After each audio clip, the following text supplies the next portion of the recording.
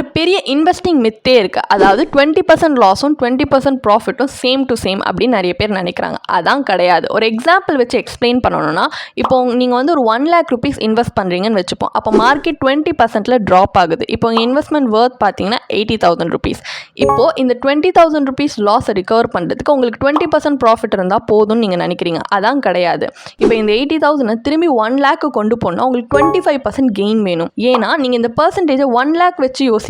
But இந்த reduced 80,000 listeners தான் நம்ம இந்த பர்சன்டேஜை கால்குலேட் பண்ண முடியும். இப்போ எவ்வளோ ஒரு கெயின்ஸ் ஹெல்ப் ஆகுதோ அந்த அளவுக்கு லாஸஸ் ஹர்ட் ஆகும். அதனால தான் எவ்வளோ டீப்பர் லாஸ் இருக்கோ அந்த அளவுக்கு ரிகவரி ஹார்ட் அப்படின்னு சொல்லுவாங்க. இப்போ உங்களுக்கு 50% லாஸ் ஆச்சுன்னு வைங்க, உங்களுக்கு 100% கெயின் இருந்தால் தான் நீங்கள் திரும்பி இருந்த அந்த அமௌண்ட்டுக்கே போக முடியும். இதுலேருந்து நம்ம கற்றுக்க வேண்டிய லெசன் என்னன்னு பார்த்தீங்கன்னா, ஒரு இன்வெஸ்ட்மெண்ட்டில் இருக்க டவுன் சைட் ரிஸ்க்லேருந்து நம்மளை காப்பாற்றிக்கிற மாதிரி நம்ம ஸ்ட்ராட்டஜி வச்சிருக்கணும். ஒரு எக்ஸாம்பிளுக்கு நீங்கள் உங்கள் எல்லா மணியுமே ரிஸ்கி அசட்ஸில் மட்டும் இன்வெஸ்ட் பண்ணக்கூடாது. உங்கள் போர்ட்ஃபோலியோ டைவர்சிஃபை பண்ணி இந்த மாதிரி பேலன்ஸ் ஃபண்ட் இல்லை எஸ்ஐபி மாதிரி ஸ்ட்ராட்டஜிஸை யூஸ் பண்ணிங்கன்னா வாலட்டாலிட்டியை மேனேஜ் பண்ணலாம். உங்கள் மணி எவ்வளோ வந்து க்ரோ பண்ணுறது இம்பார்ட்டண்ட்டாக நினைக்கிறீங்களோ அந்த அளவுக்கு ப்ரொடெக்ட் பண்ணுறதுமே இம்பார்ட்டன்ட் தான். இதனால் ப்ராஃபிட்டை மட்டும் சேஸ் பண்ணாமல் அதில் வர ரிஸ்கையுமே சேர்த்து பிளான் பண்ணுங்கள். இந்த மாதிரி ப்ரொஃபஷனல் இன்வெஸ்ட்மெண்ட் அண்ட் ஃபினான்ஷியல் கைடன்ஸ்க்காக எங்கள் பயோவில் இருக்க லிங்க்கில் போய் ஒரு ஃப்ரீ கன்சல்டேஷனுக்காக ரிஜிஸ்டர் பண்ணிக்கோங்க.